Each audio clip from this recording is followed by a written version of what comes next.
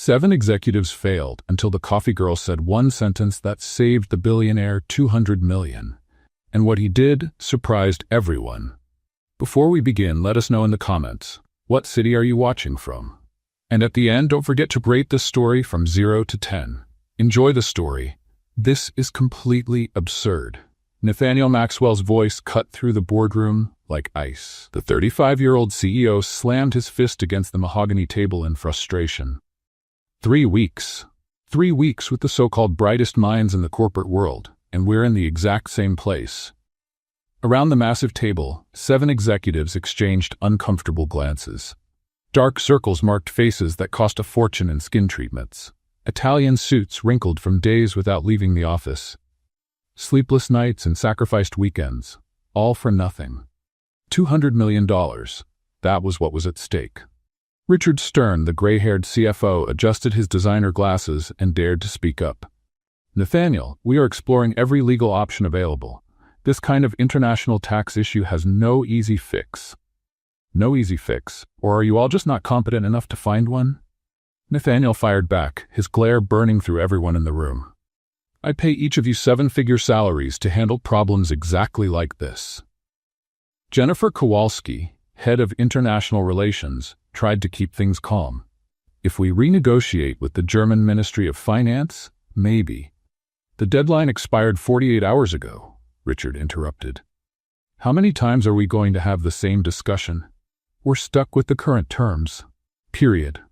Thomas Berkeley, VP of International Operations, cleared his throat nervously. We could restructure using offshore subsidiaries in the Cayman Islands. That might help us work around the problematic clause. And expose us to legal risks that would cost more in lawsuits than we'd ever save from the merger. Richard practically shouted, completely losing his temper. Do you all really have Harvard MBAs? Or did you buy your diplomas online? The boardroom felt like a war zone after weeks of battle. Crumpled papers piled up on the edges of the table. The whiteboard was full of numbers, formulas, and charts that stubbornly refused to make sense. Nathaniel ran a hand through his hair, irritated. He had inherited Maxwell Industries at 28, turning his father's company into a world-respected tech empire. 7 years of building, innovating, achieving. And now he was stuck, trapped by one tax clause that 7 extremely expensive people couldn't solve. The merger with Tech Europa was supposed to be the crowning achievement, a German software giant that, combined with Maxwell Industries, would reshape the global market. Shareholders were eager, the media was buzzing, competitors were anxious. But one cursed clause buried in a trade agreement between the US and the European Union had frozen everything. The penalty for breaking the terms? $200 million gone, before the merger even turned a profit. Does anyone here have a real solution? Nathaniel asked. His voice was low, but it carried enough weight to shut down all discussion instantly. Or are we just going to keep going in circles until time runs out? Because honestly, if that's the case, I'll fire every single one of you and settle it with a coin toss. At least that would be faster. Total silence. 7 highly paid executives avoided the CEO's eyes. David Cheng, director of mergers and acquisitions, spoke up quietly. We could bring in outside consultants. McKinsey has experts in international tax law who might? Nathaniel repeated, the word dripping with disdain. I don't pay you for might, David. It was exactly at that moment, tension at its peak, that the door opened. Kate Scott walked in pushing a cart, the sound of the wheels on the marble floor slicing through the awkward silence. She wore the plain navy blue uniform of the corporate cafe. Invisible, just like always. Excuse me, she murmured, eyes down as she began collecting the dirty coffee cups scattered across the table. No one looked at her. No one ever did. To them, Kate was just part of the furniture. Like the air conditioner or the leather chairs. The coffee girl. $11 an hour to serve drinks and stay invisible. 5 months of the same routine. Entering that room 5-6 times a day, always ignored, always overlooked. But Kate saw everything, and she understood far more than anyone in that room could imagine. As she picked up a cup near the whiteboard, her eyes, sharpened by 4 intense years of studying economics, caught the scribbled numbers, the complex formulas, the projected cash flow charts going in every direction. And then she saw it. The mistake was so obvious, so basic, that Kate had to bite her lip to keep from laughing out loud. They were using the wrong tax treaty. Applying regulations from 2015, when a crucial 2019 amendment, specifically Article 47B, created a perfect exception for exactly that type of merger. It was basic international trade material. First semester. Any average student would know. Kate served coffee quietly, her mind racing. Should she say something? It wasn't her problem. She wasn't paid to save billion-dollar companies. She was paid to serve coffee and stay quiet. Besides, those people had treated her like she was invisible for months. Why help them? The answer came when David Cheng absent-mindedly held out his cup without even looking at her. Kate poured the coffee with the precision of someone who had done that motion 1,000 times. He took the cup back and, with one careless move, spilled half the hot liquid directly on her uniform. The burning coffee soaked right through the thin fabric. "Watch it," David muttered, his eyes still fixed on his laptop screen. No apology. No acknowledgement. Kate felt her cheeks burn with anger, felt the shame rise in her neck like boiling lava, felt 5 months of being unseen, casually dismissed, treated like nothing by people who earned in 1 week what she made in a year. She had a college degree, academic honors, graduated at the top of her class in economics from Washington State University. And there she was, covered in coffee, humiliated, invisible, while 7 overpriced MBAs couldn't solve a problem she could fix in her sleep. Something inside Kate Scott snapped. She grabbed a napkin from the tray, wiped the stain on her uniform, and then, without planning, without a filter, said in a sharp, sarcastic tone she didn't even try to hide, "Have you tried applying Article 47B from the 2019 tax treaty? It solves the issue in 30 seconds. The silence that fell over the room was deafening. 7 heads turned at the same time, like a slow-motion scene. 7 wide-eyed faces stared at her like she had just spoken an alien language. Nathaniel, who had been about to take another sip of water, froze with the glass in midair. He turned toward her, his intense blue eyes locking on hers with a force Kate had never felt before. He took 3 slow steps in her direction. "What did you say?" Nathaniel's voice was low, controlled, but something new was in it. Genuine interest, raw surprise, maybe even hope. Kate swallowed hard, the weight of 7 stunned stares making her heart race. It was too late to back down. She lifted her chin, met Nathaniel Maxwell's sharp gaze, and repeated, this time with a confidence that surprised even herself. Article 47B of the 2019 International Trade Tax Treaty. It created a specific exemption for tech mergers between American and European companies that meet 3 required criteria: proven and documented innovation, retention of at least 80% of the original workforce, and keeping the headquarters on U.S. soil. Kate paused on purpose, letting each word sink into the supposedly brilliant minds around her. Maxwell Industries meets all 3. The tax penalty you're trying to get around doesn't even apply. You've been using the 2015 treaty as your reference. You've been looking at the completely wrong numbers for 3 full weeks. Richard Stern was the first to speak again, and his voice came out with a poisonous layer of condescension. And where exactly does a simple coffee girl get that kind of technical information? From some business podcast you listen to while cleaning tables? But Nathaniel already had his laptop open, his fingers flying across the keyboard. Jennifer pulled out her tablet. Thomas unlocked his phone in a hurry. David opened multiple windows on his computer. One by one, they all started checking, searching, confirming. The silence in the room shifted, from frozen shock to intense concentration. "My God," Jennifer whispered, the tablet screen lighting up her pale face. "She's right. The article exists. The 2019 amendment. The exception for tech mergers. We meet literally every requirement." "Impossible." Richard shook his head firmly, but his hands were clearly trembling as he checked his own computer. The color slowly drained from his face, replaced by a pale, almost ghostly white. Thomas looked at David in disbelief. David looked at Jennifer, stunned. Jennifer turned to Nathaniel, waiting for confirmation. Nathaniel slowly raised his eyes from the laptop screen, his expression a mix of relief, disbelief, and something very close to admiration. "She's completely right," he confirmed, his voice low, almost reverent. "Article 47B is real.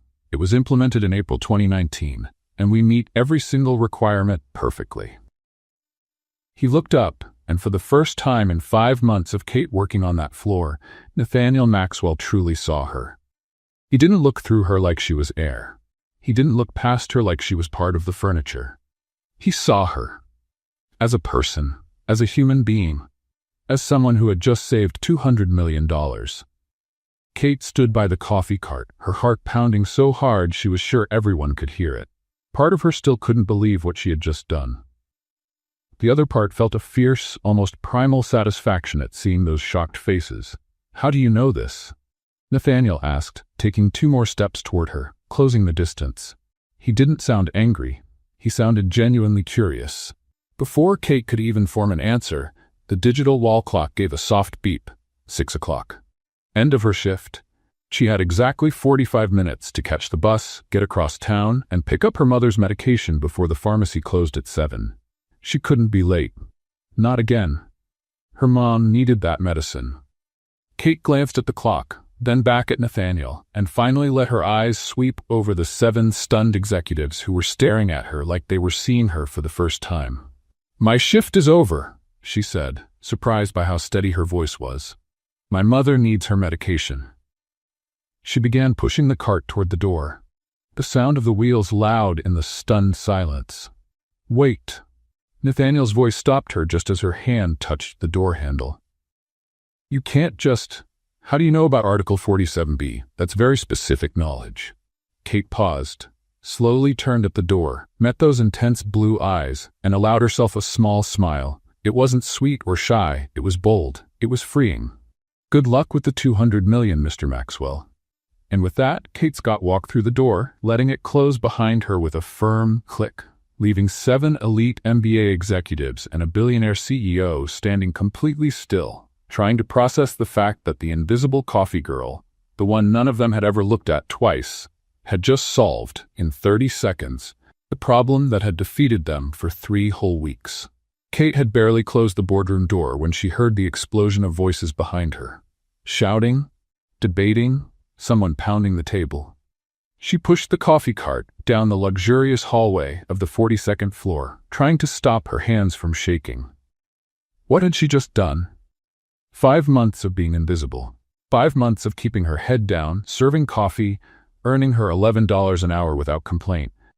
And in 30 seconds, she had thrown all of it away. She would probably be fired before the end of the week. Kate pushed the cart into the service elevator, pressed the button for the basement where the cafe was, and leaned her head against the cold metal wall. Her heart was still racing. The words she'd spoken echoed in her mind like a scratched record. "Have you tried applying Article 47B from the 2019 tax treaty?" Who did she think she was? The heroine of some cheesy movie? A corporate Cinderella?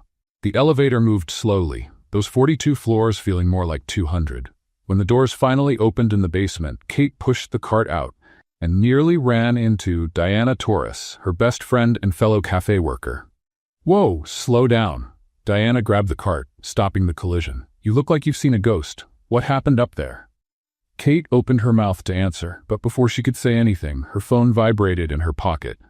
A message from an unknown number. "Need to speak with you? Cafe, 5 minutes, N. Maxwell." Kate showed the screen to Diana, who widened her eyes. "N. Maxwell? The billionaire CEO N. Maxwell?" Diana practically shouted. "The richest man in Seattle just messaged you." "Kate, what on earth did you do up there?" "I kind of solved a $200 million problem that 7 executives couldn't fix in 3 weeks," Kate murmured, still not quite believing the words herself. Diana was silent for a full 3 seconds. Then she burst into laughter so loud it echoed down the basement hallway. "Of course you did. And I'm secretly the Queen of England." "Kate, seriously, what really happened?" "I'm serious," Kate insisted. "They were using the wrong tax treaty, and I just opened my mouth and said something." Diana's expression shifted from amused to genuinely shocked. "You did what?" "Kate, you know we're not paid to speak up, right? We're paid to be invisible and bring the coffee." "I know. Believe me, I know." Kate ran her hands down her face. "But that idiot David spilled hot coffee on me and didn't even say sorry, and I lost it." "So you decided to embarrass 7 MBA executives in front of the billionaire CEO?" Diana shook her head but smiled. Girl, you're my hero, but also completely out of your mind. The main elevator chimed. The doors opened. Nathaniel Maxwell stepped out. In the basement, in the employee cafeteria. The billionaire CEO of Maxwell Industries, wearing a suit that cost more than Kate's car, stood there, looking around like he had just landed on another planet. Diana gave Kate a gentle push. Good luck, she whispered, then disappeared into the cafeteria kitchen with impressive speed. Traitor. Nathaniel walked over to Kate, his hands in his pockets, his expression very different from the one he'd worn in the boardroom. Now there was curiosity, and something else Kate couldn't quite read. Mr. Maxwell, Kate began, trying to sound professional. I need to apologize for saving my company $200 million? Nathaniel cut in, raising one eyebrow. Please don't apologize for that. Kate blinked, confused. I checked, Nathaniel continued. Twice, 3 times actually. You were completely right. Article 47B applies perfectly to our case. 3 weeks, 7 people, millions spent on consultants, and the answer was right in front of us the whole time. He paused, studying her face. How did you know? Kate took a deep breath. No point in lying now. I have a degree in economics from Washington State University, with honors. International trade was my specialty. Article 47B was the topic of my senior thesis. Nathaniel was quiet for a moment, taking it all in. You have a degree in economics, he repeated slowly, with honors, and you're working here, serving coffee for $11 an hour. It wasn't a question. It was a statement, heavy with meaning, but not the kind Kate expected. It wasn't judgment. It was genuine confusion. Life happens, Kate said simply, folding her arms. My mom got sick during my last year of college. The treatment drained everything we had and more. When I graduated, I was almost $100,000 in debt. I needed money fast, not unpaid internships or entry-level jobs that barely pay anything. The cafe here pays $11 an hour, offers health insurance, and it's close to the hospital where my mom gets her treatment. She lifted her chin, defiant. It's not glamorous, but it pays the bills. Most of them anyway. Nathaniel nodded slowly, and Kate could almost see the gears turning behind those sharp blue eyes. How much do you make a week? $400. Sometimes less, depending on my hours. And what if I offered you $5,000 a week? Kate was sure she'd heard him wrong. Sorry, what? $5,000 a week, Nathaniel repeated, as casually as if he were offering her a coffee. Not a life-changing sum of money. Temporary consulting. You help me wrap up this merger, make sure there are no more obvious mistakes that 7 expensive people missed. 2, maybe 3 weeks of work. Kate did the math in her head. $5,000 a week, 3 weeks, $15,000. That would pay for her mom's medication for 6 months, cover the past due rent, maybe even leave enough to buy clothes without coffee stains. But then reality hit her like a bucket of cold water. They're going to hate me, she said, her voice more vulnerable than she meant it to be. Richard, Jennifer, Thomas, all of them. I'll walk into that room tomorrow and they'll tear me apart. They'll make my life miserable. Probably, Nathaniel agreed with brutal honesty. Richard, especially, has an ego the size of Seattle. Being corrected by someone he sees as beneath him is going to sting. Then why would I do this? Because you need the money. Because you're good. Because 3 weeks of hell are worth $15,000. Nathaniel shrugged. And because, if we're being honest, part of you wants to prove you're better than all of them combined. Kate hated that he was right. I don't take charity, she said firmly. It's not charity. You saved my company from losing $200 million because my elite team apparently doesn't know how to use Google. Despite everything, Kate laughed. A short laugh, a little nervous, but real. $5,000 a week, she repeated, still testing the words. And if it takes longer, we renegotiate. Kate looked down at her coffee-stained uniform. She looked at the basement cafeteria where she had spent 5 months being invisible. Then she looked at Nathaniel Maxwell, a billionaire CEO who, for some reason, was betting on her. I have one condition, Kate said, surprising even herself. I'm listening. No pity. No special treatment because you feel sorry for the poor girl with the sick mother. If I fail, if I don't deliver, you fire me without hesitation. I don't want mercy. I want respect. Nathaniel held out his hand. Deal. Kate shook his hand. It was warm, the grip strong. A handshake that sealed an agreement that would change everything. First meeting is tomorrow, Nathaniel said, 9 a.m. with international investors. Wear something appropriate. He turned to leave, but paused. Kate? Yes? Welcome to Maxwell Industries, for real this time. Nathaniel stepped into the elevator and disappeared. Kate stood there processing. Diana came rushing out of the kitchen. Well, what happened? Were you fired? Promoted? Did he propose to you? He offered me $5,000 a week to be a temporary consultant. Diana's jaw dropped. And you said? I said yes. Oh my gosh, Diana squealed, grabbing Kate's arms. You're rich. I'm completely terrified. Kate cut in. Because tomorrow morning, I'll walk into that room with 7 people who hate me and will do everything they can to tear me apart. Diana held Kate's face with both hands. Then you walk in there and show them what you're made of, Kate Scott. Show them the coffee girl is smarter than all of them put together. Kate nodded, trying to believe in herself. But somewhere on that same floor, hidden in his luxurious office, Richard Stern was already planning exactly how to destroy Kate's career before it even began. The next morning, Kate stood in front of the open wardrobe in the tiny apartment she shared with her mom, staring at her clothing options like she was choosing armor. Because honestly, she was. Appropriate, she muttered, mimicking Nathaniel's voice. Wear something appropriate. Sure, because I have so many appropriate options in my senior financial consultant wardrobe. Her mother, Helen Scott, appeared in the doorway holding a cup of tea, her gray hair still messy from sleep. Honey, you're talking to yourself again. That's not a good sign. Mom, I have 2 pairs of work pants. 2. One has a tear in the knee and the other so faded it looks like it survived World War II. Helen took a sip of her tea, hiding a smile. And you're just now noticing this? After accepting a job that pays more in 1 week than you usually make in 3 months? Kate turned and pointed a hanger at her mother like it was a weapon. You're not helping. I'm not here to help. I'm here to enjoy the show. Helen sat on the bed, clearly entertained. Go on. What else do you have in there? Kate turned back to her sad little wardrobe. There's that white blouse I wear for... No, wait. I stained it with tomato sauce last week. There's the beige blouse that... No, it has a hole in the sleeve. I've got... The cafe uniform? Helen suggested, raising an eyebrow. Mom. I'm being practical. At least it's clean. Kate let her head fall forward in defeat. I'm gonna look like a clown next to those people. They wear suits that cost more than 6 months of our rent. And I'll show up looking like I got dressed in the dark using clothes borrowed from a scarecrow. Helen set her cup aside and stood, walking over to her daughter. She cupped Kate's face in both hands. Kate Elizabeth Scott, yesterday you solved a $200 million problem in 30 seconds. You could walk into that room wearing a potato sack and still be the smartest person there. Kate smiled despite everything. A potato sack would actually be more stylish than what I've got right now. Then get creative.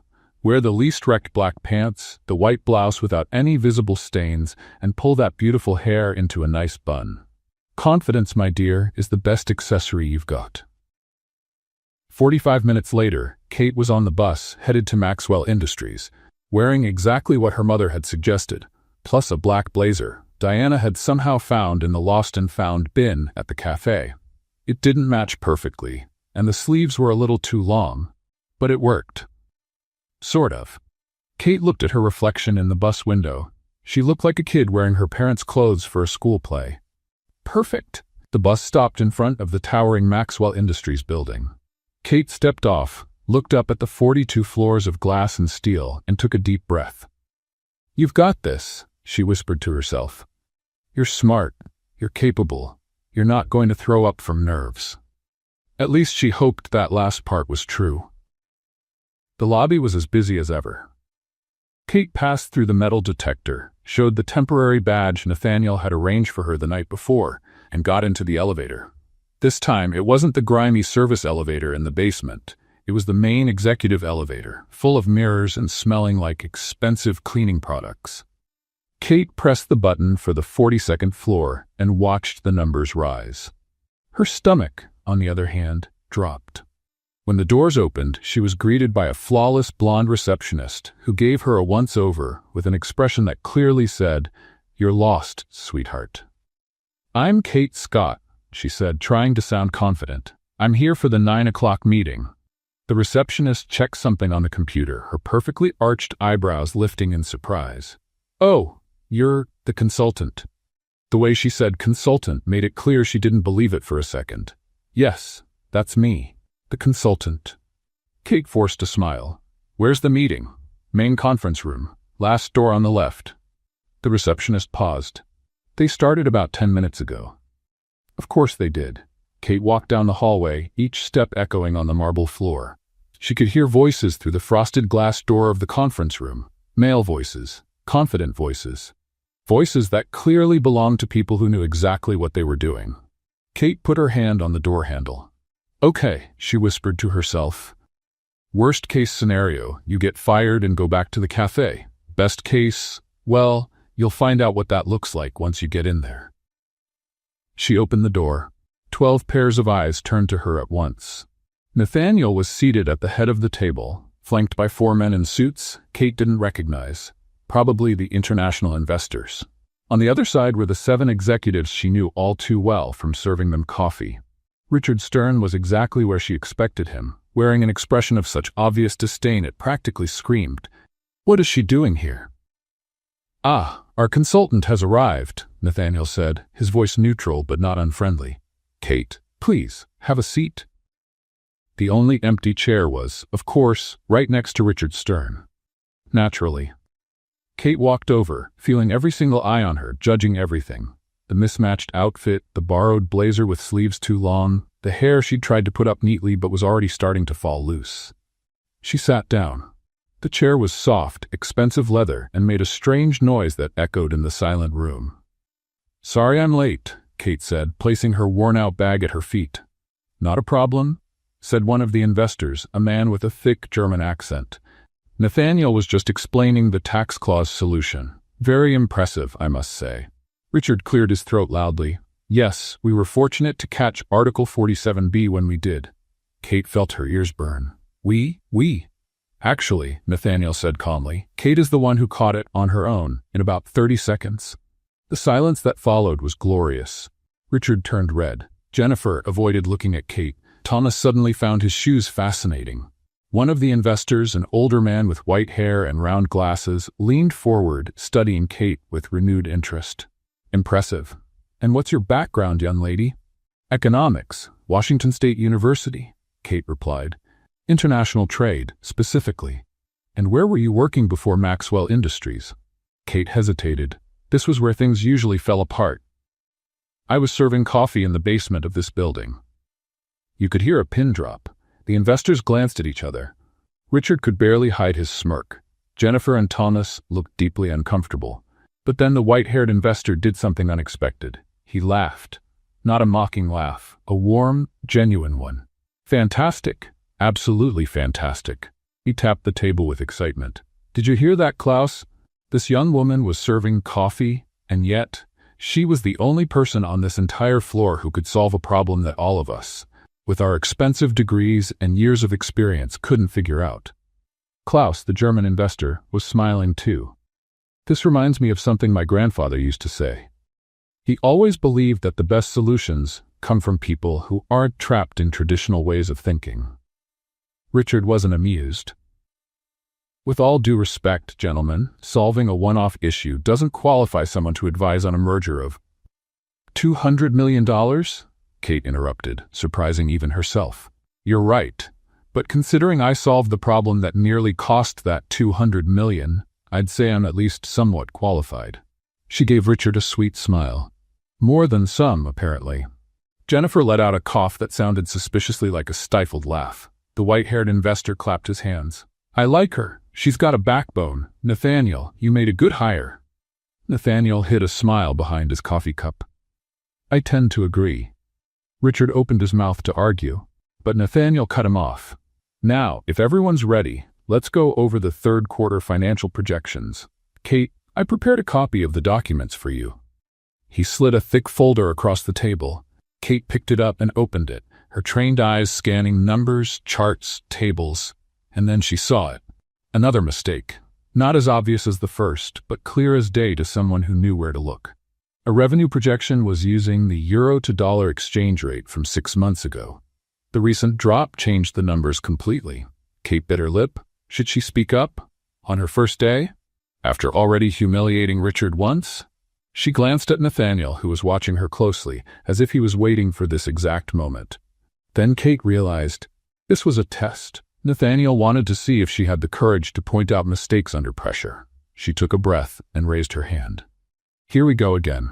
Yes, Kate? Nathaniel said, acknowledging her. All eyes turned to her again. Kate could practically feel Richard fuming beside her. I hate to be that person, Kate began, and she wasn't lying, but there's a small issue with the revenue projection on page 17. Richard grabbed his own copy, flipping pages frantically. Impossible. I personally reviewed those numbers 3 times. Well, maybe on the 4th you would have caught it, Kate said with a smile that was just a little too sweet. The euro-dollar exchange rate you used is from 6 months ago. The euro has dropped significantly in recent weeks. Using the current rate, the revenue projection is inflated by about, she did a quick mental calculation, 12%. The silence in the room was so heavy, Kate could hear the faint hum of the air conditioning. Klaus, the German investor, pulled out his laptop and started typing rapidly.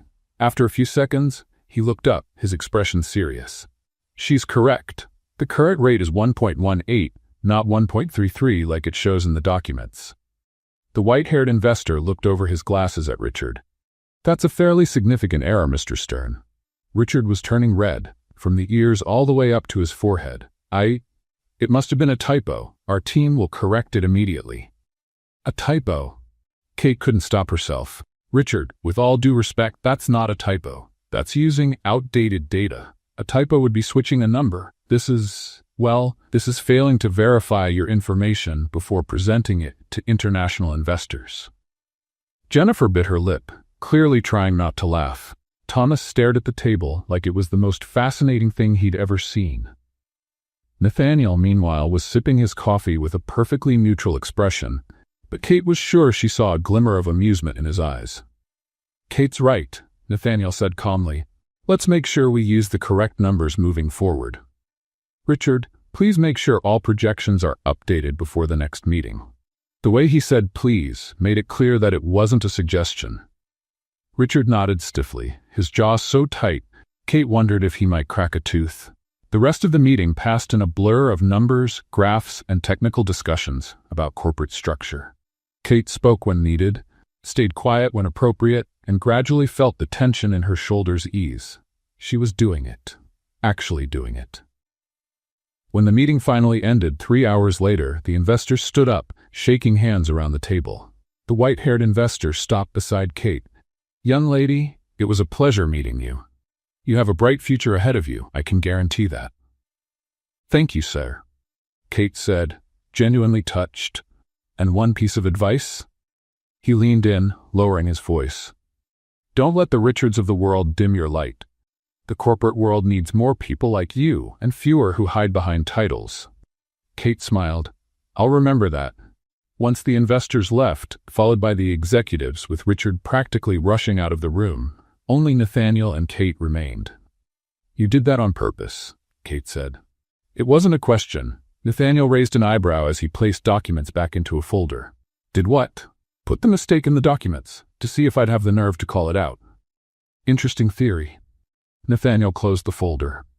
But no, the mistake was real. Richard actually used outdated data. Kate blinked. Really? Really?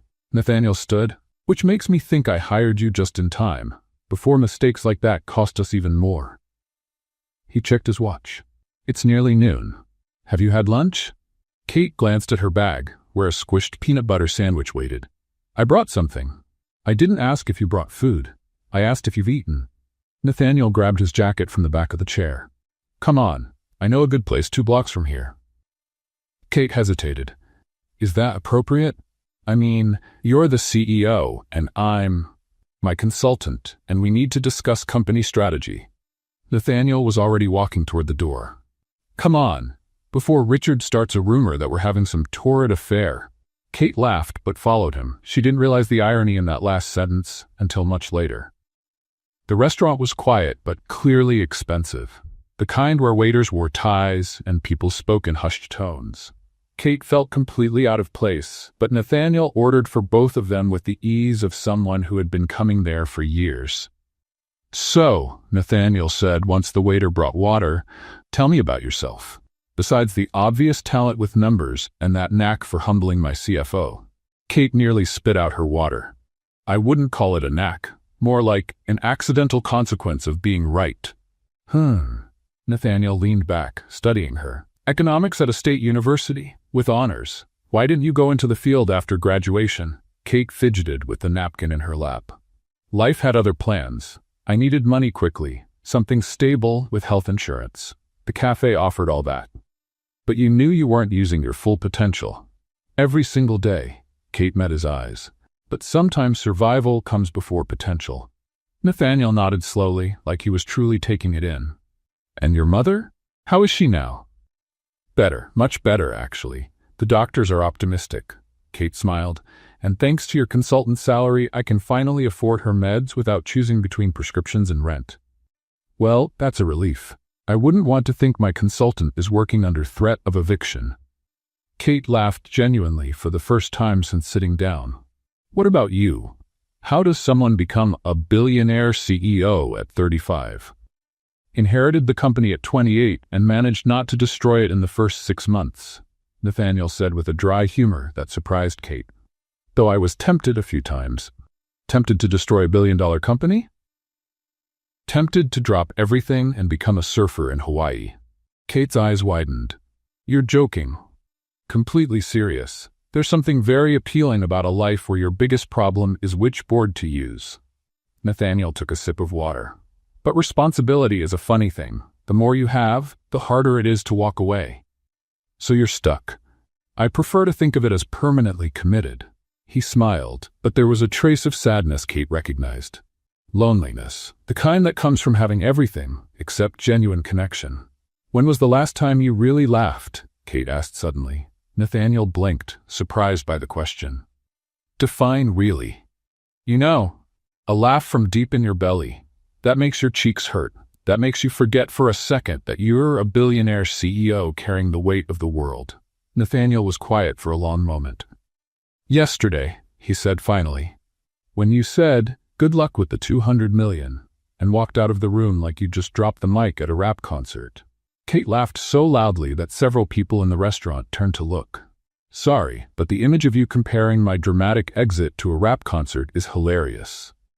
"I have my moments," Nathaniel said, now smiling for real. "Rare, but they exist." Lunch continued with surprisingly easy conversation. Kate discovered that behind the serious CEO was someone with a dry sense of humor and sharp observations about everything, from corporate politics to why Seattle pigeons were unusually aggressive. When they finally left the restaurant 2 hours later, Kate realized something strange. She had enjoyed herself. Truly enjoyed herself. "Thanks for lunch," she said as they walked back to the building. "It was work," Nathaniel replied, but he was still smiling. "Of course, very important work." They entered the lobby together, still talking and laughing about something Nathaniel had said, about how Richard probably had a voodoo doll of Kate in his office. Neither of them noticed Richard Stern watching from the other side of the lobby. Eyes narrowed, phone already in hand, texting Jennifer. They're together, had lunch alone, laughing like old friends. This confirms everything. And just like that, without Kate or Nathaniel realizing, the seed of gossip was planted. The next morning, Kate knew something was off the moment she stepped into the executive elevator. 2 women from the marketing department stopped talking abruptly when they saw her. One looked her up and down with an expression somewhere between curiosity and judgment. The other simply turned away. Kate pressed the button for the 42nd floor, feeling a strange chill in her stomach. "Good morning," she said, trying to ease the silence. The 2 women mumbled something unclear and exited on the 18th floor, clearly before their actual stop. Kate could hear them whispering the second the doors closed. Strange. When she got to her floor, the blonde receptionist, who had treated her with professional indifference the day before, now looked at her with something worse. Pity mixed with disdain. "Good morning, Kate," she said in an overly sweet tone. Mr. Maxwell asked that you go straight to the conference room when you arrived. The way she said, Mr. Maxwell, made Kate want to shower. Thank you, Kate mumbled, heading toward the room. She passed a group of junior executives in the hallway. The conversations stopped. Their eyes followed her. A woman in a red suit whispered something to the colleague beside her, who let out a quiet chuckle. Kate felt her cheeks flush. What was going on? When she entered the conference room, she found Jennifer, Thomas, and 3 other executives she vaguely recognized. All stopped talking when they saw her. Good morning, Kate said, placing her bag on the chair. Good morning, Kate, Jennifer replied, but couldn't meet her eyes. Thomas just gave a quick nod and focused on his laptop again. Kate sat down, opening her folder of documents, but she could feel the stares. She could hear the whispers.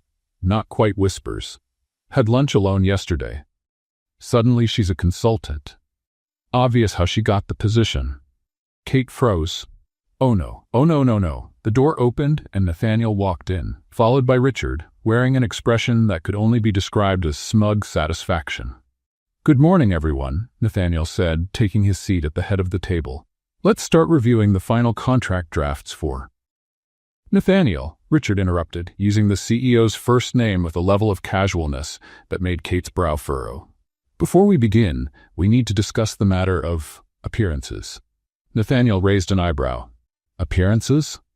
Well, Richard leaned back in his chair, clearly enjoying the moment. There have been some comments about inappropriate relationships within the team, and as CFO, I feel it's my responsibility to bring it up before it affects our credibility with investors. The silence in the room was stifling. Kate felt her blood go cold. He wasn't doing this. He wasn't actually doing this. Richard, Nathaniel said, his voice dangerously low, if you have something to say, I suggest you say it plainly. Very well. Richard looked directly at Kate. People are talking about your relationship with Kate, yesterday's lunch, the way you laughed together, the sudden jump from cafe worker to consultant. You do understand how it looks, right? Kate felt like she'd been punched in the stomach. Nathaniel didn't move. When he spoke, his voice was so cold, Kate felt the air in the room shift. And who exactly is making these comments? Richard shrugged. It's hallway talk. Several people. I just thought you should know her hiring has raised questions. Kate couldn't stay quiet any longer. She stood up so abruptly that her chair scraped across the floor. I knew this would happen. Her voice came out louder than she intended. I knew exactly how you would all react. Every eye in the room turned to her. Kate, Nathaniel began, but she was already on fire. No. Kate pointed at Richard. You started this, didn't you? Because I had the nerve to be right when you were wrong. Twice, in front of investors. So now, instead of admitting that just maybe I'm actually good at what I do, you spread the story that the only reason I got this job is... She couldn't even finish the sentence. Richard had the decency to look slightly ashamed, but he didn't deny it. Kate looked around the room. Jennifer avoided her gaze. Thomas stared at his hands. The other executives looked uncomfortable but not surprised. Amazing, Kate said, her voice cracking a little. Absolutely amazing. I solve a problem none of you could fix in 3 weeks. I catch mistakes that could have cost millions, but of course the only explanation is that I'm sleeping with the boss. She grabbed her bag. You know what? You can keep your job, your gossip, and your collective mediocrity. I don't need this. Kate left the room before anyone could say a word, before the tears of anger and humiliation burning in her eyes could fall. She headed straight for the elevator, jabbing the basement button repeatedly, as if that would make it arrive faster. When the doors finally opened in the basement, Kate nearly ran to the cafeteria. Diana was wiping tables and looked up when she saw her. Kate, are you okay? Are you crying? I'm not crying, Kate said, furiously wiping her eyes. I'm just leaking. From the eyes. Allergies. Allergic to what? Corporate idiots? That pulled a wet laugh from Kate. Diana guided her to one of the back tables, away from curious eyes, and sat down beside her. Tell me what happened. And Kate told her. Everything. The whispers, the stares, Richard's veiled accusation, the public humiliation. They think I'm having an affair with Nathaniel, Kate finished, her voice small. No matter what I do, no matter how good I am, I'll always be the coffee girl who slept with the boss to get ahead. Diana took her hand. You know that's not true. But they believe it, and that's what matters, right? Kate shook her head. I should have seen this coming. I should have known they'd never accept me, that they'd always find a way to diminish what I've done. So what are you going to do? Kate looked around the cafeteria, her old territory, her safe place. A part of her wanted to stay in that simple world where no one expected anything beyond hot coffee and quiet service. I don't know, she admitted. Honestly, I have no idea. She was about to say more when they heard fast footsteps. Nathaniel appeared at the entrance of the cafeteria, eyes scanning the room until they found her. He walked straight to their table, ignoring the stunned looks from the staff, who had never seen the CEO in the basement. Kate, he said, his voice steady. I need you to come back upstairs. What for? More public humiliation? No, so everyone can see you being officially promoted. Nathaniel crossed his arms. I just called a general meeting, every employee on the 42nd floor. I'm going to publicly present your results, your impact on the company, and announce your new title as Senior Financial Consultant with full salary and benefits. Kate blinked. You're going to do what? Make it impossible for anyone to question your competence or how you got the job. His eyes burned with resolve. And if Richard dares to say a word, I'll remind everyone how many of his mistakes you've already fixed. Diana let out a quiet, wow. Kate slowly stood up. Nathaniel, you don't have to do this. I know I don't have to. I want to, because you deserve respect, and I'm going to make sure you get it. He held out his hand. So what do you say? Want to go upstairs and show them who you really are? Kate looked at his outstretched hand, then at Diana, who nodded in encouragement. She took a deep breath and reached for Nathaniel's hand. Let's end this once and for all. When Kate and Nathaniel stepped off the elevator on the 42nd floor, the hallway was packed. Employees from every department had gathered, whispering among themselves, clearly trying to figure out why the CEO had called an emergency meeting. The whispers grew louder the moment they saw Kate standing beside Nathaniel.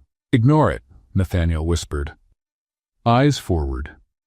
Kate kept her chin up, even though her heart was pounding like a marching band drum.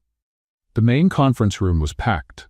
At least 60 people squeezed in, standing along the walls, sitting in extra chairs. Kate recognized faces from several departments, and they were all looking at her with barely hidden curiosity. Nathaniel walked straight to the front of the room, with Kate following behind him. He didn't ask for silence. He simply stood there, and the room gradually quieted. Thank you for coming on short notice, Nathaniel began, his voice cutting through the air. I called this meeting to clear up a few misunderstandings that seem to have been circulating around the floor in the last 24 hours. People exchanged uncomfortable glances. 3 weeks ago, this company was about to lose $200 million due to a misinterpretation of tax law that no one, and I mean no one, in this room managed to catch. Nathaniel paused. Kate Scott identified it and fixed it in 30 seconds. More whispers. 2 days ago, during a meeting with international investors, Kate caught another mistake. A revenue projection based on an outdated exchange rate, which would have inflated our expectations by 12%. If left uncorrected, that would have damaged our credibility with investors. Nathaniel walked slowly across the front of the room. In the last 3 days, Kate has reviewed contracts, found legal inconsistencies, and saved this company an additional $47 million in potential penalties and liabilities. The room was now completely silent. 47 million, Nathaniel repeated, letting the number linger. In 3 days. He turned and looked directly at Richard, who was standing in the back of the room with his arms crossed. So when I hear rumors that Kate earned her position for any reason other than exceptional skill and sharp intelligence, I am frankly offended. Richard turned red, but said nothing. Which is why, Nathaniel continued, I am officially announcing that Kate Scott is now Senior Financial Consultant at Maxwell Industries, with full salary, benefits, and all the responsibilities the role includes. A few people began clapping, hesitantly. Most just stared, still processing. Richard couldn't help himself. Nathaniel, with all due respect, 3 days of work doesn't qualify someone for. For what, Richard? Nathaniel interrupted, his voice dangerously calm. To be better than you? To catch the mistakes you made? To save the money you would have lost? The room was so quiet, Kate could hear herself breathe. If you have concerns about Kate's qualifications, I suggest you base them on facts, not hallway gossip. Richard opened his mouth, closed it again, and turned purple with silent frustration. And then Kate did something that surprised even herself. She stepped forward. "May I speak?" Nathaniel motioned for her to go ahead, clearly curious. Kate looked around the room, at all those faces that had judged her, whispered about her, doubted her. "Nathaniel, I truly appreciate your support. I do, but he has a point." Surprised murmurs. 3 days don't prove anything in the long run. Maybe I got lucky. Maybe it was coincidence. She paused. Respect isn't something you declare. It's something you earn. Nathaniel frowned slightly but didn't stop her. "So I'd like to propose something." Kate looked straight at Richard. "Give me a project. The hardest one you've got. Something no one's been able to solve. If I fail, I'll leave. No drama, no complaints. But if I succeed..." She let the sentence hang, but the message was clear. If she succeeded, they'd have to swallow their pride and accept that she belonged there. Nathaniel studied her for a long moment. She could see the calculation in his eyes.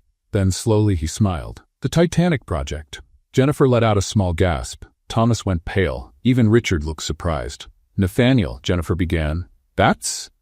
"Perfect," Nathaniel finished. "Exactly what Kate asked for, our toughest project." Kate glanced around, seeing the stunned expressions. "What is the Titanic project?" she asked. Thomas answered, his voice hesitant. "It's a complete restructuring of the operations, logistics, and tech support departments. 10 teams have tried over the last 2 years. All failed. Why? Because it's impossible to cut costs without laying off at least 100 people," Richard said with barely hidden satisfaction. "And Nathaniel refuses to approve mass layoffs. So the challenge is to restructure 3 departments, significantly reduce costs but without firing anyone?" Kate asked. "Exactly," Nathaniel confirmed. "You have 2 weeks." 2 weeks? Kate repeated. "Too much time?" Nathaniel teased, raising an eyebrow. Kate felt a smile forming. "Perfect." Then it settled. Nathaniel looked around the room. "Kate has 2 weeks to present a solution for the Titanic project. And when she succeeds, not if but when, I expect everyone here to have the decency to recognize that she deserves to be part of this team." He paused, letting the words sink in. Meeting adjourned. People began to leave, still whispering, but now the tone had changed. It wasn't malicious gossip anymore. It was genuine curiosity about whether Kate could actually pull it off. Richard walked past her on his way out, stopping just long enough to whisper, "2 weeks. Can't wait to watch you fail." Kate gave him a sweet smile. "Get ready to be disappointed, Richard." When the room finally emptied, leaving just Kate and Nathaniel, she turned to him. "Are you out of your mind? 10 teams failed." 11, if you count the one that didn't even make a proposal," Nathaniel said, gathering papers from the table. "But none of them had you. Is that confidence or insanity? Maybe both." He handed her a thick folder. All the data from the last 2 years. Failed proposals, cost analyses, departmental structures, everything you need is in here. Kate took the folder, feeling its weight, both literally and figuratively. "No pressure, right?" "A lot of pressure, actually." Nathaniel smiled. "But something tells me you do your best work under pressure." Kate looked at the folder, then back at Nathaniel. "Why are you doing this? Betting on me like this?" Nathaniel's face turned serious. "Because in 3 days you've proven more valuable than people who've been here for years. And because I believe the best solutions sometimes come from people who aren't stuck thinking the old way." He walked toward the door, then paused. "Oh, and Kate? You'll need an office? You can't do this from the cafe." "I have an office? You do now. Last door on the right, your assistant starts tomorrow." "My what?" But Nathaniel was already gone, leaving Kate alone with a folder that could make or break her career, an impossible project, and apparently an assistant. She looked at the thick folder in her hands. "Well," she murmured to herself, "at least it won't be boring."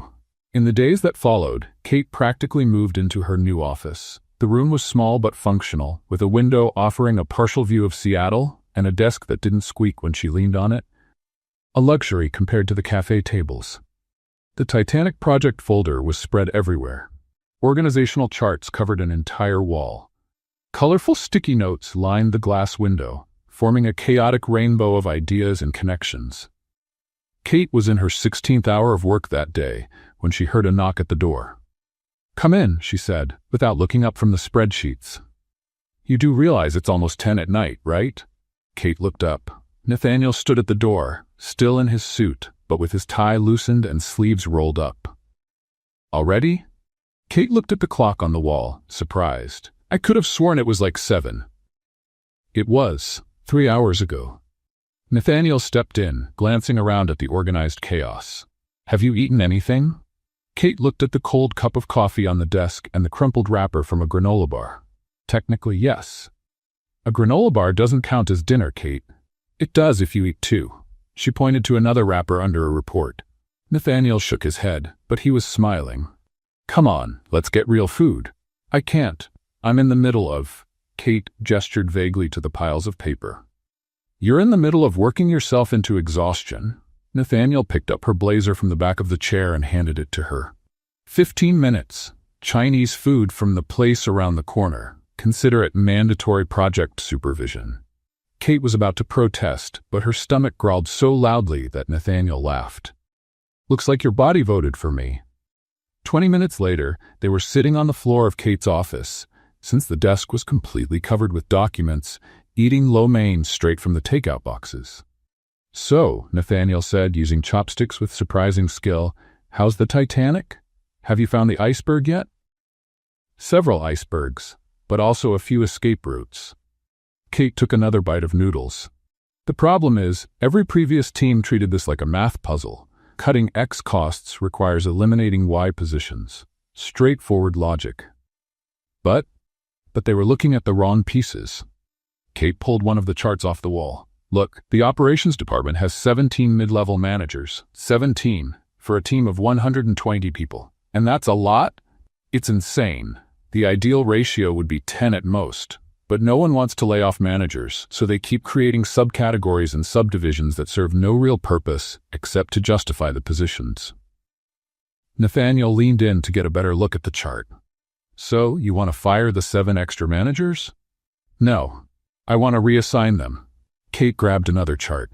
"The tech support department is overwhelmed and outsources work that could be done in-house. If we move those 7 managers into technical roles, many of them have IT backgrounds anyway, we reduce outsourcing costs and improve efficiency." Nathaniel was quiet for a moment, chewing thoughtfully. "That's actually brilliant. Thank you. But it's also obvious once you stop thinking of departments as isolated silos." Kate picked up more food. "The problem with corporate solutions is that people make things way too complicated. They build systems on top of systems on top of systems until no one knows what's going on anymore," said the woman who covered an entire wall in sticky notes. "That's different. That's organized chaos. Is there such a thing?" "You're looking at it." Nathaniel laughed, a genuine sound that made Kate smile too. They kept eating in a comfortable silence for a few minutes. "Can I ask you something?" Nathaniel said finally. "Sure. Why do you stay so late? I mean, I know the deadline's tight, but you've been here since 6 this morning. That's a lot, even by crazy corporate standards." Kate set her food container aside. "Because for the first time in years I'm doing something that matters, something that really uses my brain." She looked around the messy office. "For 5 months I served coffee. Before that, I worked 3 different jobs that basically paid me to be invisible and not question anything. And now you're saving millions and solving impossible puzzles." "Exactly. It's addictive, you know? That feeling that you're making a difference." Nathaniel nodded slowly.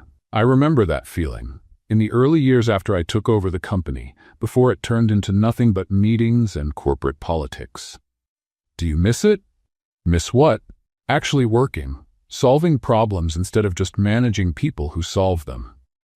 Nathaniel was quiet for so long that Kate thought she had crossed a line. "Sorry," she said quickly. "It's none of my business." "No, you're right." Nathaniel leaned back against the wall. "I do miss it. A lot. Sometimes I sit through 8-hour budget meetings and think, is this really what I got up for today? To argue about the color of the new company logo? Then why don't you go back to doing real work?" "Because when you're the CEO, your job is to sit through boring budget meetings and make logo decisions." He smiled without much humor. It's the part no one tells you about when you take over a corporate empire. Kate pulled a fortune cookie from the takeout bag, cracked it open, and handed half to Nathaniel. You know what I think? What? Rules are made to be questioned. If you want to solve problems, then solve problems. Let someone else sit through the logo meetings. Delegate, you mean? Strategic delegation. Kate opened her half of the cookie and read the message. Fortune favors the bold. Pretty generic. Or pretty fitting, considering. Nathaniel opened his. Big changes come from small decisions. Huh? The universe is feeling very philosophical today. They laughed, and Kate realized this was probably the most genuine conversation she'd had with anyone besides her mom and Diana in months. Maybe even years. I should go, Nathaniel said, though he didn't move. Let you get back to your organized chaos. Or, Kate said impulsively, you could stay and help me with the logistics part. I need someone who understands the political impact of moving managers between departments. Is that a cry for help from the woman who solves $200 million problems in 30 seconds? Everyone needs help sometimes, even cafe super geniuses. Cafe super geniuses? It's my new official title. I had it printed on a business card. Nathaniel laughed again, that same genuine laugh that completely changed his face. All right, let's take a look at your organized chaos. They worked together until almost midnight, side by side, Nathaniel offering the corporate perspective Kate needed, while she laid out solutions none of the 10 previous teams had thought of. And somewhere between the organizational charts and the talks about department efficiency, something shifted. It wasn't just work anymore. It was connection. It was partnership. It was the beginning of something neither of them was ready to name yet. 2 weeks later, Kate was standing in front of the Maxwell Industries board of directors, a projector showing her presentation on a 10-foot-wide screen. 12 pairs of eyes were watching her. Richard sat with his arms crossed, clearly expecting a spectacular failure. Nathaniel was at the head of the table, his expression neutral but attentive. And that's how, Kate said, moving to the final slide, we were able to reduce operational costs by 32% without a single layoff. Silence. Kate held her breath. Then the chairman of the board, a 70-year-old man named William Foster, began to applaud. Slowly, others joined in. Within seconds, the entire room was standing and clapping, a standing ovation. Kate felt her knees go weak with relief. Outstanding, William said, still applauding.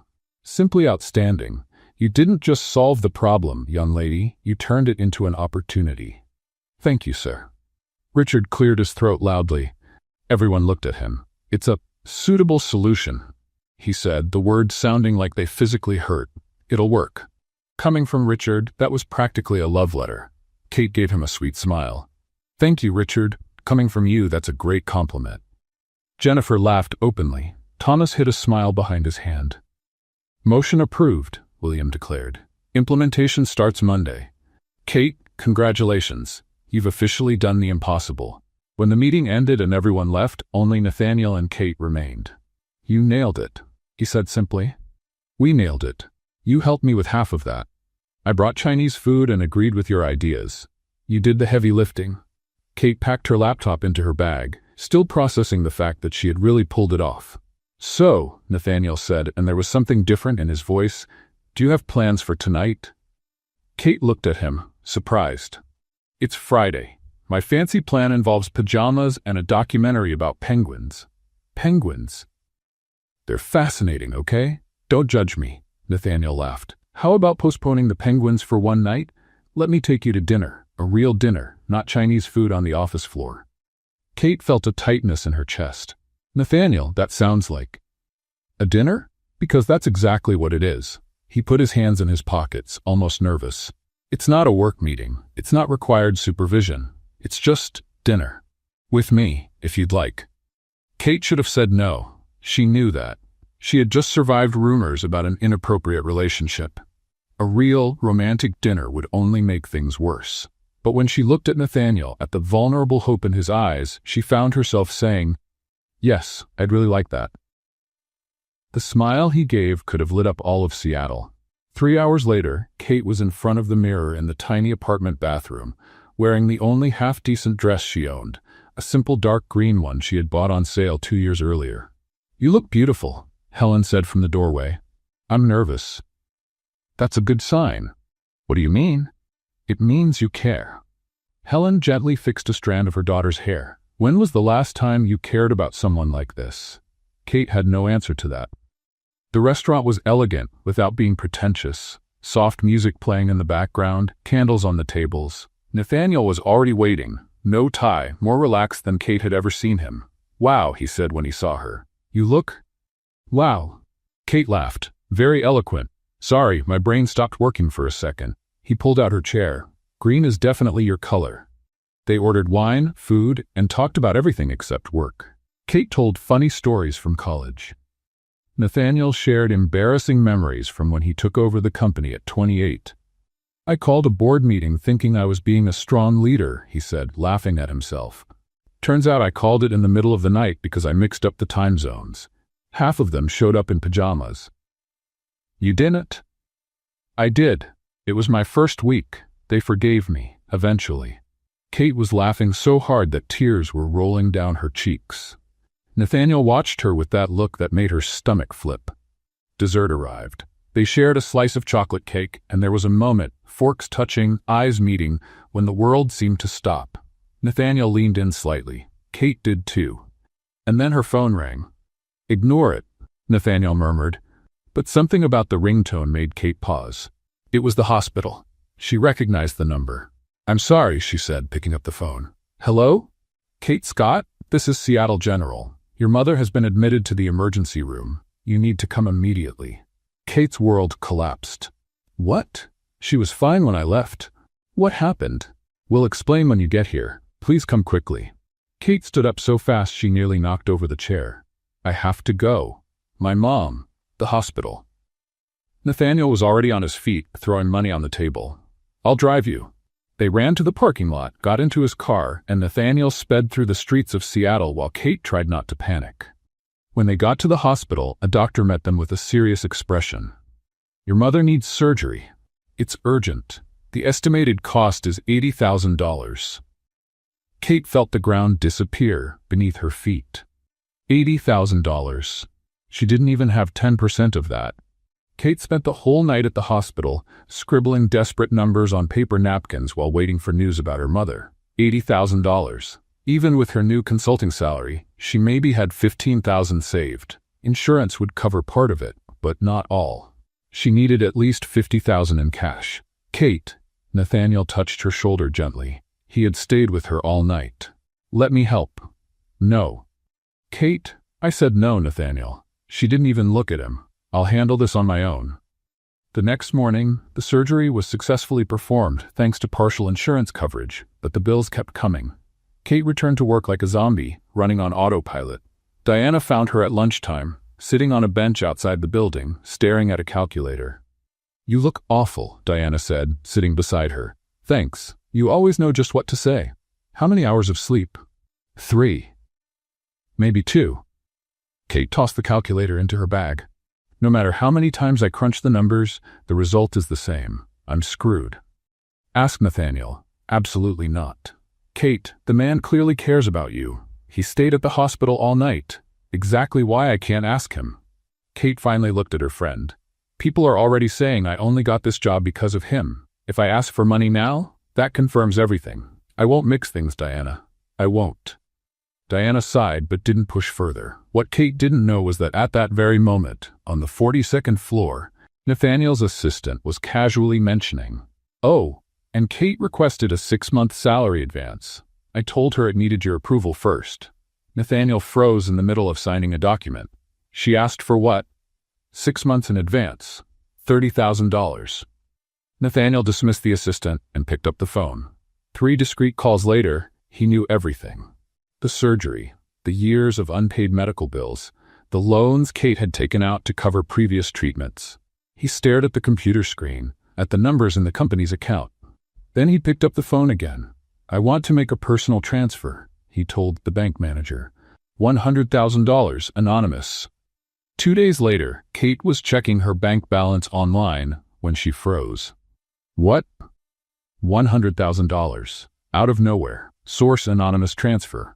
But nothing was truly anonymous if you knew where to look. Kate called the bank, traced the source through a reference code, and 15 minutes later was marching toward Nathaniel's office. She didn't knock, just opened the door and walked in. "You had no right," Kate practically shouted. Nathaniel stood behind the desk, clearly expecting that reaction. "Kate, $100,000, Nathaniel? 100,000? Your mother needed surgery, and I was going to handle it myself." Kate slammed her bag on the desk. "I didn't ask for your help. I don't want your charity. It's not charity." "Then what is it? Because it feels a lot like you trying to buy me." Nathaniel turned red. "Buy you? Do you really think I don't know what to think." Kate felt angry tears burn. "You dropped a fortune into my account without asking, without warning. How do you think that makes me feel?" "I thought you'd feel relieved. Your mom needed care. And I was going to take care of it. Don't you trust me to solve my own problems?" "It's not about trust. It's about not wanting to watch you suffer when I can help." "But I didn't ask for your help." Kate was yelling now, months of wounded pride exploding. "I don't want to be one of your charity cases, Nathaniel. I don't want to be the poor woman you rescued." "You're not a case." Nathaniel was yelling too, coming around the desk. "You never were." "Then why did you do it? Why throw money at the problem without even talking to me?" "Because I love you." The words exploded between them like a bomb. Kate stood completely still. Nathaniel too, looking just as shocked as she was for saying it out loud. The silence that followed was deafening. "You? What?" Kate could barely whisper. Nathaniel ran a hand through his hair, clearly trying to stay in control. "It's not charity when I love you, Kate. When I wake up thinking about you. When I spend the whole day looking for any excuse to see you. When I stay at the hospital all night just to make sure you're okay." Kate felt the ground disappear under her feet for the second time in 3 days. "You can't." "We can't," she stammered. "Why not?" "Because it's complicated. Because you're my boss. Because people already talk. Because you're scared," Nathaniel said gently.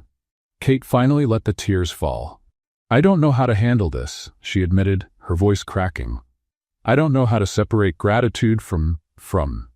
She couldn't finish. She couldn't say the word. Kate grabbed her bag and rushed out of the office before Nathaniel could say anything else. She didn't come back the next day, or the one after, or the third. For 3 full days, Kate Scott simply disappeared. On the 3rd day of Kate's absence, Maxwell Industries was in a state of controlled panic. "Did anyone check this currency forecast?"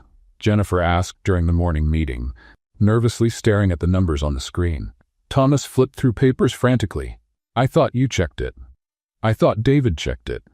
David raised his hands. "Nobody told me to check anything." Nathaniel watched the chaos from across the table, a headache forming.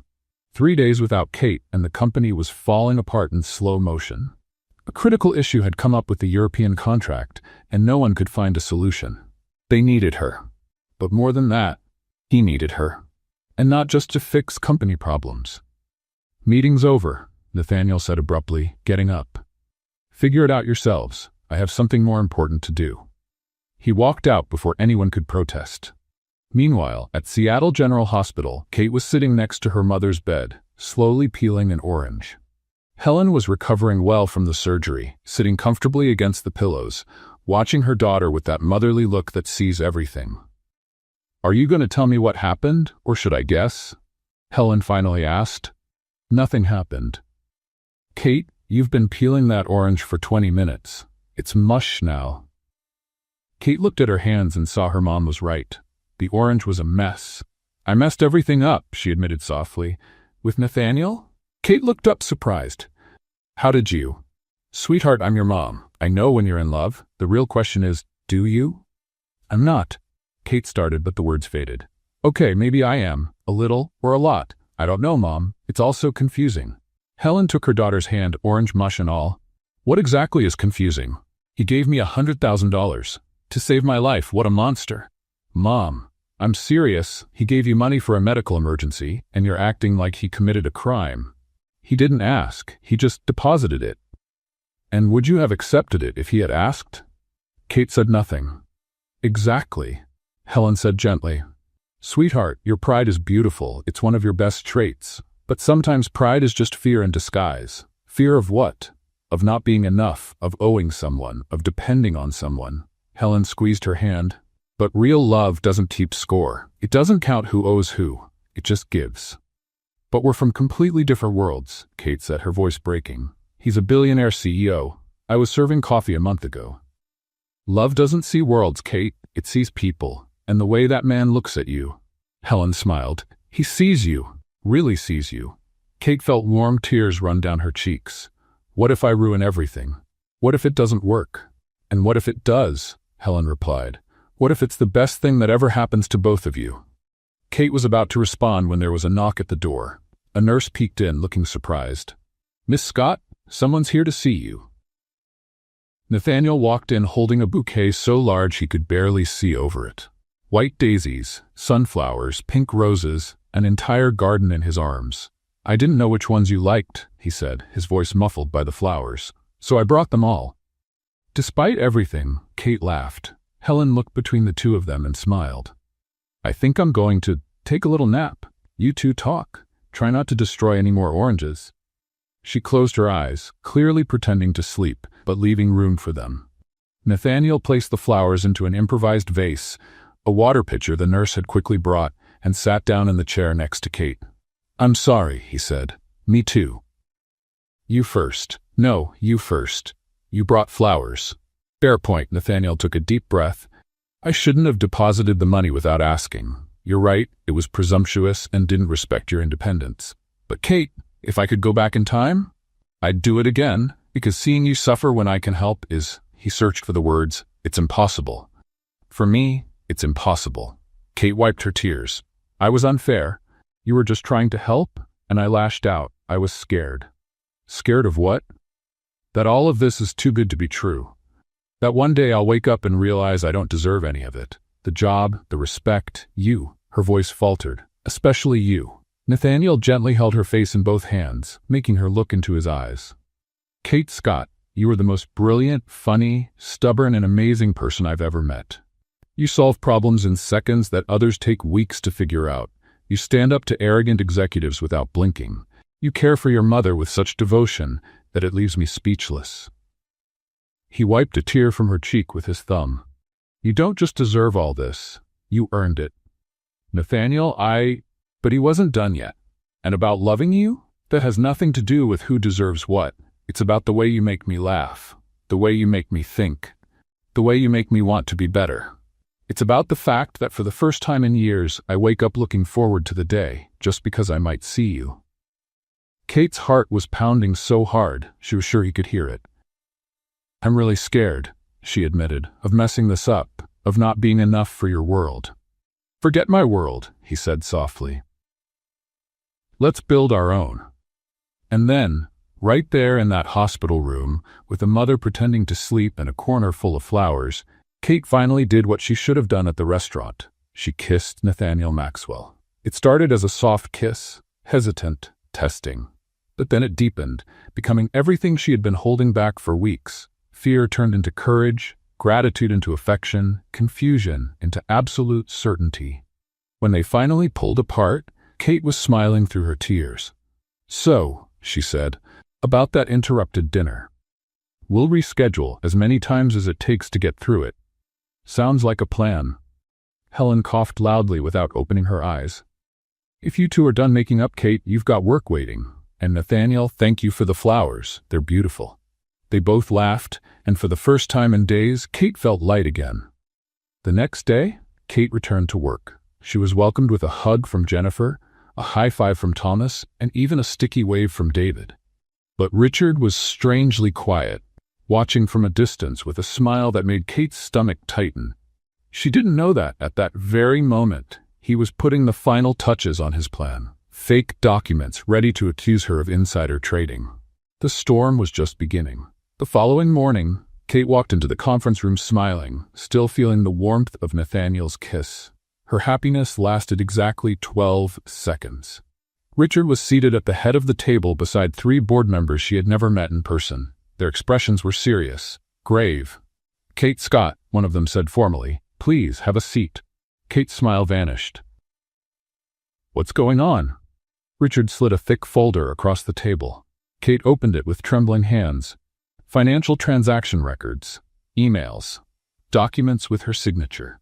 You're being accused of insider trading, the board member said, using privileged information for personal gain.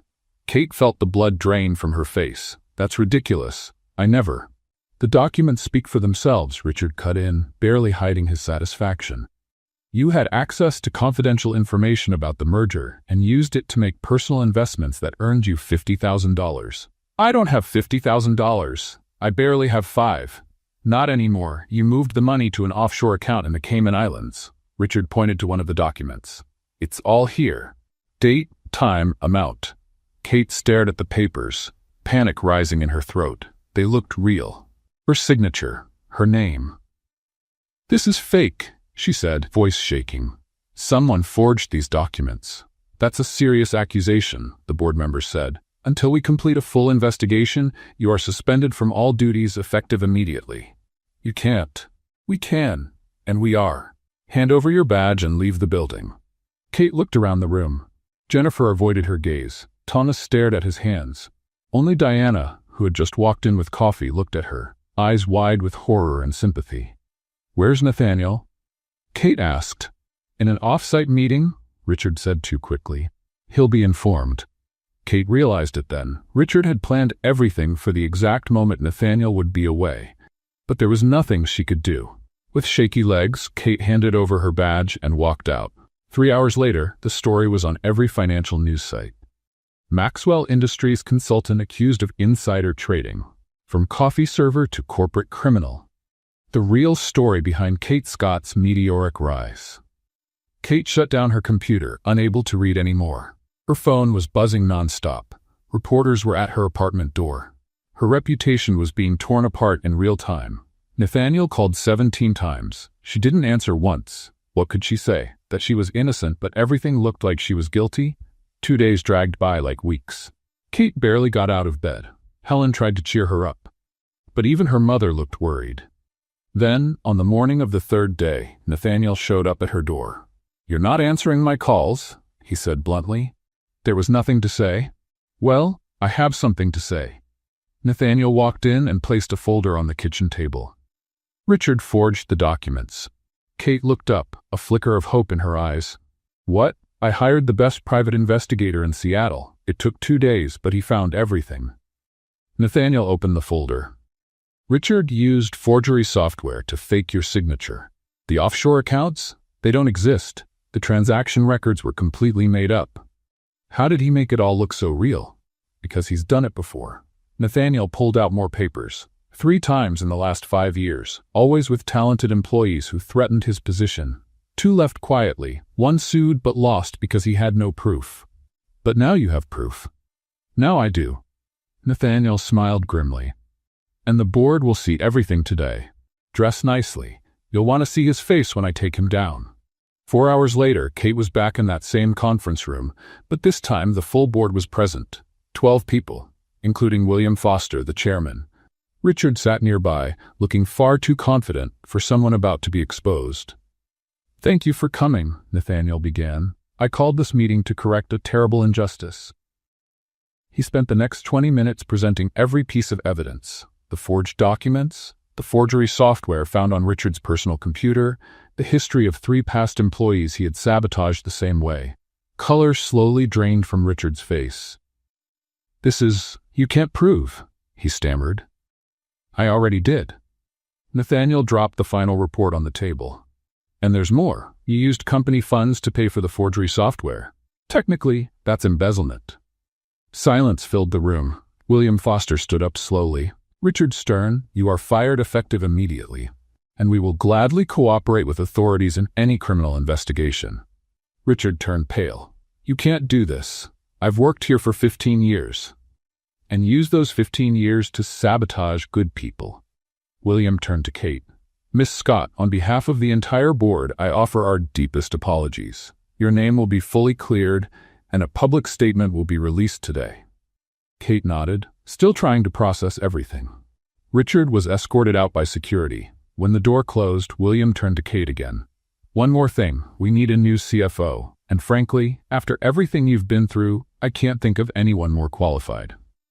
Kate blinked. You're offering me the CFO position? Full salary, company shares, and our complete respect. It was everything Kate had dreamed of. CFO of a billion-dollar company at 27. Financial security for life. She looked at Nathaniel, who smiled proudly. Then Kate did something no one in the room expected. I truly appreciate it, she said calmly, but I have to decline. Silence returned, this time from pure shock. Decline? William repeated. Why? Because I've realized something these past few weeks. I don't want to spend the next 20 years in meeting rooms discussing budgets. I want to make a difference in another way. Kate took a deep breath. I applied to Stanford for a master's in international economics, and I was accepted with a full scholarship. Jennifer let out a small squeal. Thomas dropped his pen. Nathaniel didn't move at all, his expression unreadable. I start in 2 months, Kate continued. So, if the CFO offer is still open when I finish my degree in 2 years, I'd love to reconsider. But for now, I need to grow, to learn, to become the best version of myself. William studied her for a long moment, then smiled. You are an extraordinary young woman, Kate Scott. The offer will be waiting when you return. The meeting ended. People left. Kate stayed where she was, waiting for Nathaniel to speak. He finally looked at her. Stanford, he said quietly. Stanford. For 2 years. Yes. Nathaniel nodded slowly. Then, he said, and Kate could see the pain he was trying to hide, I guess we have a lot to talk about. The next 2 months went by too fast and too slow at the same time. Kate spent her days training her replacement, a young analyst named Peter, who had half her confidence and twice her anxiety, and spent every free moment she could with Nathaniel.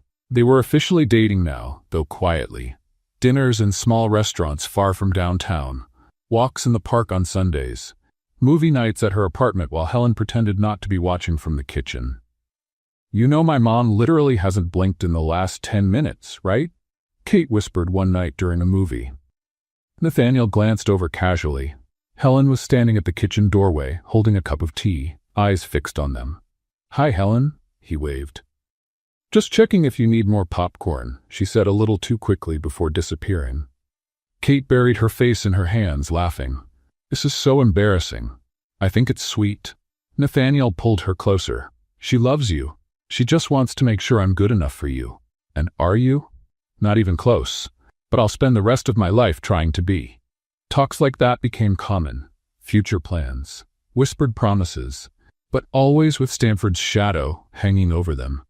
2 years is a long time, Kate said one night, lying on the couch with her head in Nathaniel's lap.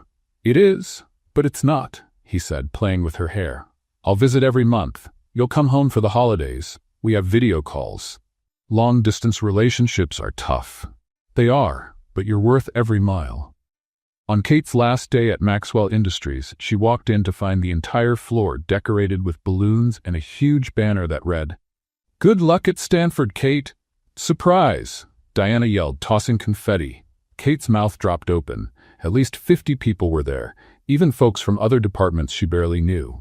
Jennifer came over with a giant chocolate cake. We know you love chocolate, so we made a cake big enough to feed a small army. You're all amazing, Kate said, her voice shaking. Thomas handed her an envelope. From all of us, for books or pizza. Your call. Kate opened it. It was a bookstore gift card worth $500, signed by practically everyone on the floor.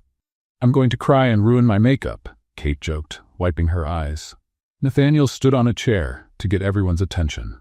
Can I say a few words? The room went quiet.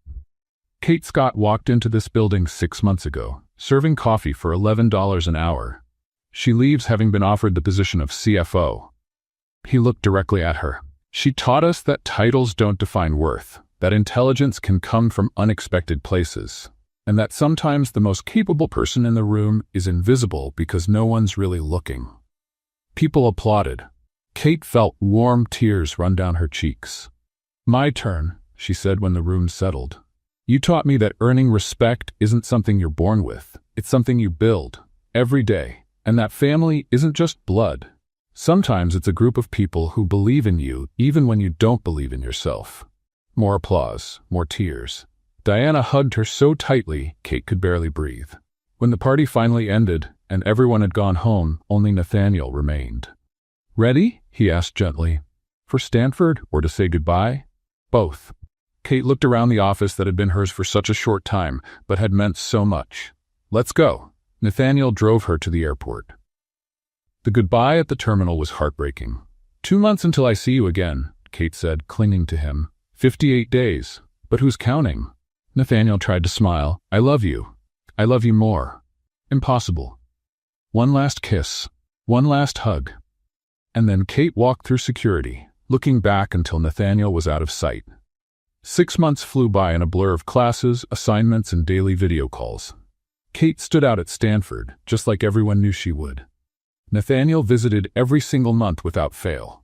Weekends in Palo Alto, walks on campus, dinners at student cafes where he was definitely the most well-dressed man in the room. You really stand out here. Kate laughed one night, seeing him in an Armani suit surrounded by students in sweatshirts. Good, that way everyone knows you're taken. Their relationship not only survived the distance, it thrived.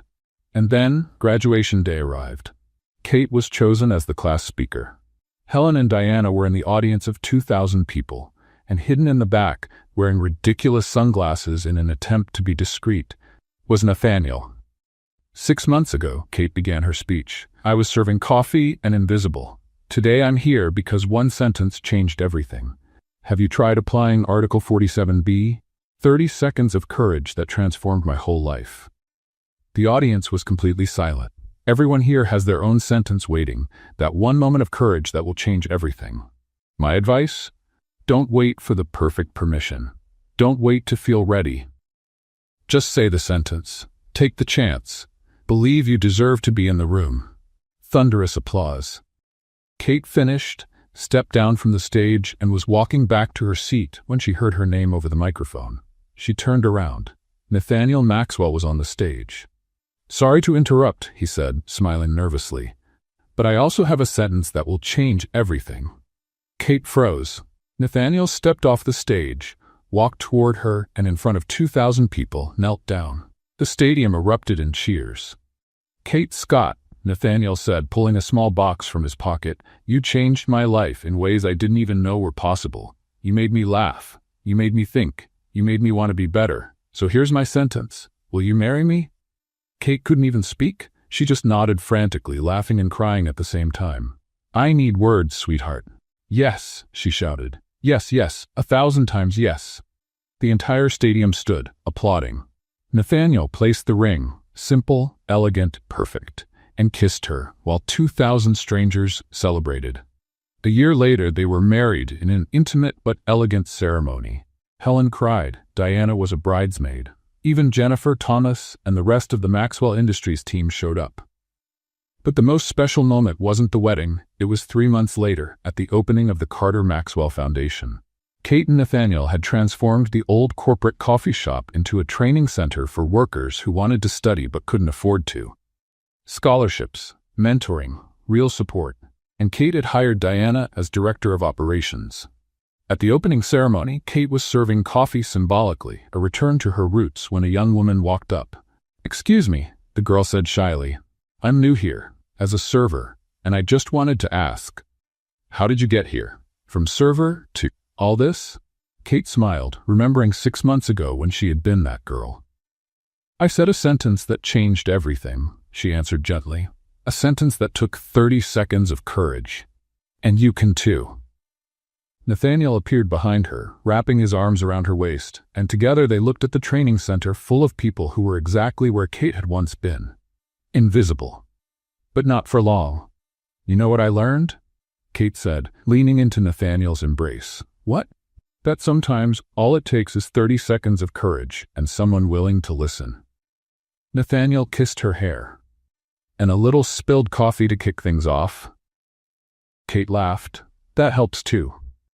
What did you think of Kate and Nathaniel's story? Let us know in the comments. Rate this story from 0 to 10. What score would you give it? Don't forget to subscribe to the channel and turn on the notification bell to catch all our stories. And check out more emotional stories by clicking here on the end screen.